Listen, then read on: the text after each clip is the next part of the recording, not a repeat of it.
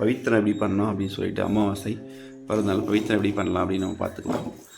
First ஒரு தர்பை, அந்த தர்பை கட்டை வந்து தனி நினச்சி வச்சுக்கோங்க. நான் நினச்சி வச்சுருக்கேன். அதுலேருந்து 3 தர்பை, 3 தர்பை நம்ம எடுத்துட்டு கையில் வச்சுக்கிறோம் அப்படின்னு சொல்லிட்டு. ஸோ இது லெஃப்ட் ஹேண்ட் ரைட் ஹேண்ட் 2 கையில் வச்சுட்டு இருக்கேன். சரியா? ஸோ இது வந்து இங்கே இந்த விரலில் உள்ளேருந்து இப்படி உள்ளே இழுக்கிறீங்களோ, திருப்பி இந்தேருந்து இப்படி உள்ளே இழுக்கணும். இங்கே மேலேருந்து உள்ளே அந்த மாதிரி இருக்கணும். ஸோ இப்படி பிடிச்சிக்கோங்க.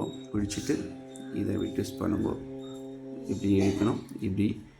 இப்படி பொறுமையாக பண்ணுறேன். திருப்பி உங்கள் பிடிக்க முடியல கட்ட ரிலீஃப் ஆகுனா காட்டி வர முன்னாடி கொண்டு வரணும். இப்படி எடுத்துன்னு திருப்பி இப்படி அதே மாதிரி திருப்பி ரொட்டேட் பண்ணிகிட்டே இப்படியே போக வேண்டியது மேலே.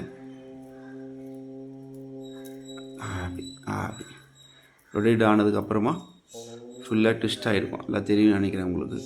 அதை அப்படியே மடித்து பாதிக்கு பாதி 2 ஒரே மாதிரி அளவில் எடுத்துட்டு அப்படி விட்டுருங்க. விட்ட உடனே திருப்பி அதுவே சுருட்டிக்கும். ரொட்டேட் ஆகிடும் அது. சரிங்களா? ரொட்டேட் ஆனதுக்கப்புறம் இந்த தெரியுதா உங்களுக்கு கேப்பு இப்படி இருக்கும். நான் எதுவும் பண்ணல, ஒரு விரல் பிடிச்சிருக்கேன். இதில் 2த்துல பாதி. சரியா?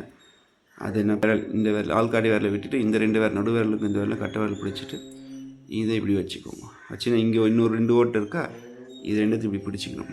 பிடிச்சிட்டு இந்த தர்பை இங்கே இருக்குது, இது இங்கே இருக்குது. இது என்ன பண்ணணும், இந்த இப்படி இருக்கு இல்லையா, இது மேலே இப்படி பிடிச்சி 2 வாட்டி திருப்புங்க. 1 திருப்பி 2 வாட்டி திருப்பிட்டு இந்த நுனி இருக்கு இல்லையா, இதை இந்த ஓட்டமாக இருக்குது இதுக்குள்ளே விட்டுடுங்க.